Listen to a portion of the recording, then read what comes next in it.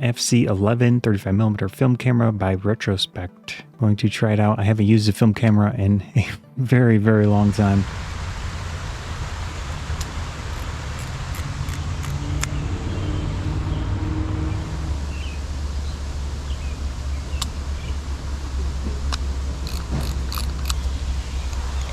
Product specifications: film camera 35mm, ISO 200 to 400. The lens is a 31mm f9. Fixed focus 1 meter to infinity. Shutter speed is 1/120th of a second. Does have a built-in flash, and flash power comes from one AAA battery. Super cute. There is a plastic covering over all of the artwork. Viewfinder, flash.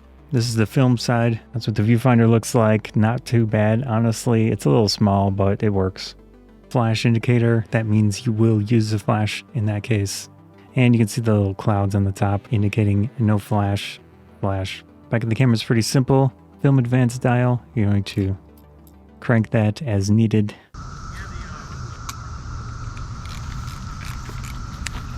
On the side here, this is the latch to open the back. You have to pull down on that. Inside the camera, you can see the shutter mechanism and the lens, of course, on the exterior. Not much else to it.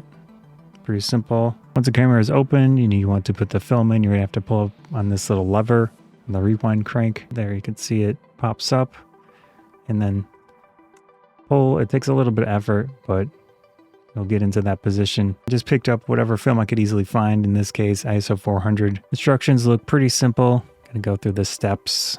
Looks like you have to be careful with how the film is set up. Have the film in here. Now we can push this rewind crank down. So it locks in. Gonna have to pull the film this direction so that we can get it latched in. The film is holding in without me doing anything. See, it's in the teeth at the bottom as well as on the top, but make sure it's compressed down into the camera. Forgot to put the battery in.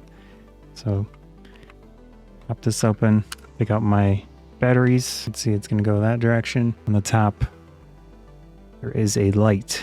You can see the little indicator says 1 on it. I don't think I have the arm length to take a proper photo in this case, but I'll do 1.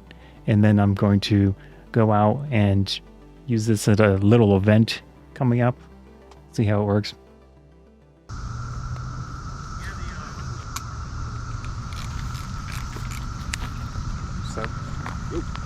Giving them the dual pictures. Yeah, I'm gonna make a video about this cheap little camera. So having footage of me using it is good. So you need to be taking a picture of you taking a picture, and then he'll take a picture of you taking a picture. I can try.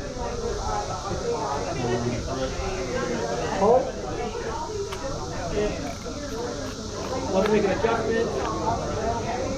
16 power.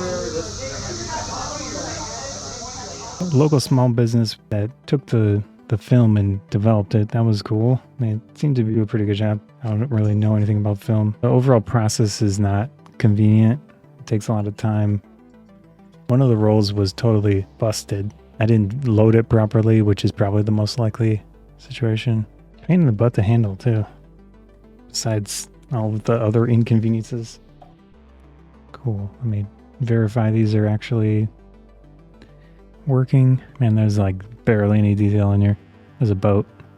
That's a boat. So the hope is that I'll do as few edits as possible after the fact. I have the images scanned and ready to be edited. In this case, I went over this one and adjusted it. This is what it looks like with the light shining through on a negative. Not the prettiest thing ever, but once edited, that's what I've been able to get. Add the tone curve of basically swapping it. You get this blue look, white balance adjustment, and also all of the general adjustments, which gets it to a relatively normal looking image. Got everything selected besides the one that I already added my adjustments to.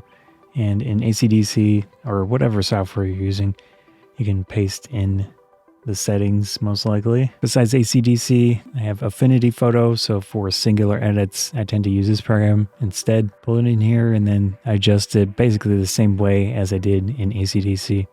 First off, I'm going to rotate it. The main thing is the tone curves. We want to swap that to get the positive. Go back into the basic edits and Some of these are going to be reversed from what you would expect.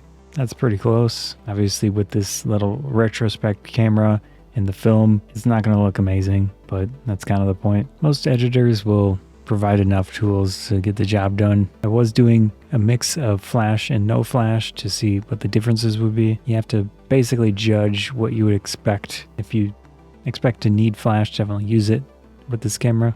It was difficult to not have your fingers in the frame at times as well. So if you do get this camera or a similar one, be mindful of where your hands are compared to the lens. It certainly has a unique feel to the images. Lo-fi, obviously not sharp, and considering all of the processes it went through to get into a digital form, you have a unique look, for at least. The fixed focus lens obviously has downsides. Even stuff further away, it doesn't seem especially sharp in the images, but it's good enough that you'll generally capture a legible image of something. So in this case, nice waterfall. Considerations, it depends on your digitizing process. Mine was very, very basic. You can see this is clearly a piece of dust or something because it shows up in multiple images. Here's some of the photos of the event I went to feel for the camera, what it can do in situations like this. There was a strong difference between the background light and inside this picnic structure, but surprisingly, the background is still very visible. I think it's very likely I was using flash here to help out increase the exposure of the foreground compared to the background. With flash and without flash, it's my guess. There's another issue with my fingers or something being in the frame. And then here's a very clear difference between a close-up with flash and without flash. I actually prefer the one without flash. I was too close to be using the flash in that case. This lens and camera do not handle very bright outdoor situations too well. On the edges of the frame, that's probably part of my digitization process, but it doesn't look amazing. And this is the Kodak film. I had one roll of Kodak and then the rest were Fujifilm. Here's a clear difference between no flash and flash on the camera. You can see the foreground is much brighter. So in those type of situations, try to imagine your scene and what you want noticeable and visible, and you can use the flash as an additional tool to improve the image. Although I'd say in this case, no flash looks better to me than the one with the flash. So it'll depend what you're trying to do. Same situation here. I think the flash actually helped out to at least make the scene visible and definitely made some of the foliage pop in this case. So good for the flash. This one as well, you can clearly see what's happening with the flash image, but without the flash, there's not much.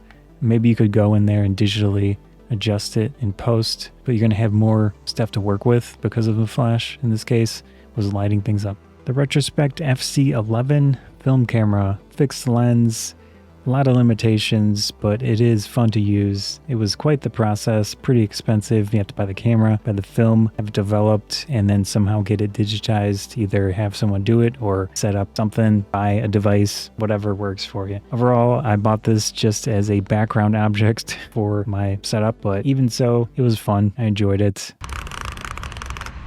I like some of the photos. Some of them are obviously pretty limited in detail, but the overall look, especially without the flash, and some of those nature situations were pretty impressive and moody, and just like the vibe of the images. Also, the ones with the people, fun, just hanging out, taking very basic snapshots, whatever works. Probably just use your phone in many cases, but with this, you get that unique look to the images. So if you want that, you like it, you want to go through the process,